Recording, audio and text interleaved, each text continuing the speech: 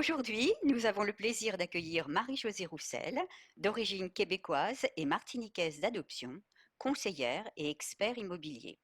Elle intervient en Martinique, où elle réside, mais aussi sur les îles limitrophes et parfois en métropole. Son expertise couvre à la fois le droit immobilier, les articles de loi sur le courtage immobilier, l'évaluation immobilière, les mathématiques immobilières, l'architecture et la construction. Bonjour Madame Roussel, merci d'avoir accepté notre invitation. Bonjour, je préfère encore qu'on m'appelle Marie-Josée. Alors bonjour Marie-Josée. D'accord Marie-Josée, aujourd'hui nous souhaiterions que vous nous parliez d'expertise en valeur vénale. Avec plaisir. En fait, nous devons vous avouer être un peu perdus dans les termes. On parle d'expertise en valeur vénale, d'évaluation immobilière, d'avis de valeur. C'est vrai que pour le commun des mortels, ce n'est pas facile de s'y retrouver. Oui, je comprends bien. En fait, ici en Martinique, on parlera davantage d'évaluation immobilière. Les gens sont plus habitués à entendre ces termes plutôt qu'expertise en valeur vénale. Mais le rapport remis sera effectivement une expertise.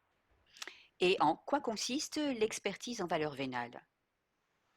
Il s'agit de déterminer la valeur d'un bien par rapport à différents contextes, par exemple sa situation, son emplacement, les restrictions du secteur, l'état du bien et sa valeur actuelle sur le marché en rapport avec d'autres biens vendus.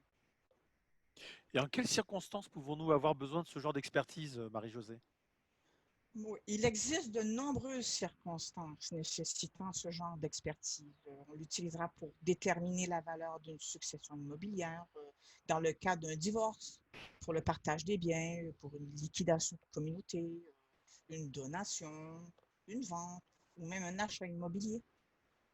Et ce service est payant parce qu'il existe, je crois, tout de même des cas où c'est gratuit, non? Oui, effectivement. Mais dans le cas d'une gratuité, on parlera plutôt d'un simple avis de valeur donné par un agent immobilier en préparation à une future mise en marché du bien. Il communique alors une valeur approximative basée le plus souvent sur son expérience et une analyse du marché, des biens actuellement en vente et parfois aussi des biens qui auront déjà été notariés. L'avis fourni, par contre, ne peut en aucun cas, et ça il faut faire attention, s'apparenter à une évaluation immobilière faite par un expert certifié en valeur vénale. D'ailleurs, en cas de litige, l'acte de valeur n'est pas considéré comme une pièce recevable juridiquement. Seul le dossier d'expertise immobilière peut faire foi. D'accord. Et l'expert en valeur vénale fournit quant à lui quel genre de rapport? Il fournit un rapport détaillé qu'il basera sur trois méthodes distinctes d'évaluation.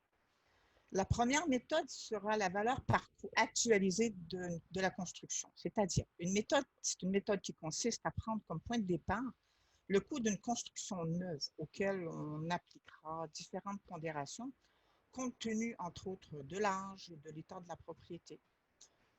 On ajoutera aussi le prix du terrain auquel on appliquera des pondérations, parfois pour une question de nuisance sonore, sa situation, l'environnement, l'emprise des bâtiments sur le terrain, sa topographie. Et ensuite, on passera aussi à une deuxième méthode d'évaluation qu'on appellera la méthode par capitalisation, ce qui revient à mettre en valeur la relation entre la valeur d'un bien et les revenus qu'il pourra générer s'il était loué à des tiers auxquels on appliquera un taux de rendement. Et on finira par la troisième méthode qu'on appelle la valeur comparative. En fait, c'est une valeur qui consiste à prendre des biens comparables au sujet et d'établir une moyenne entre eux.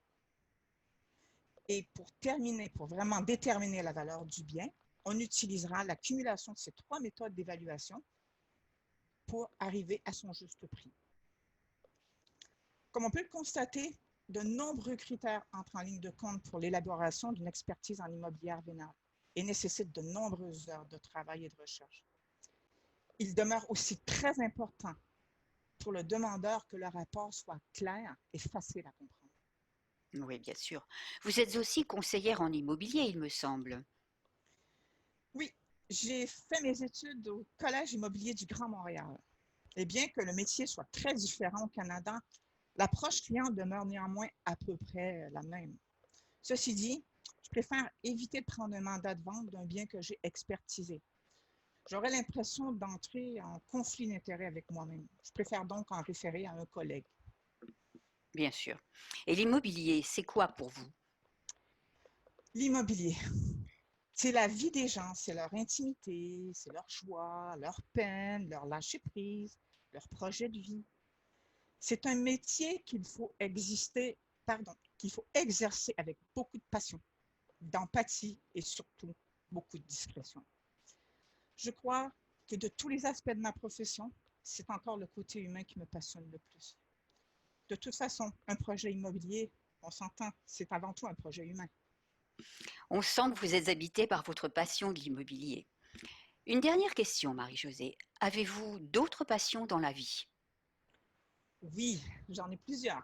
Je commencerai par la plongée sous-marine, déjà, la randonnée, la nature et puis l'écriture. J'adore écrire. D'accord.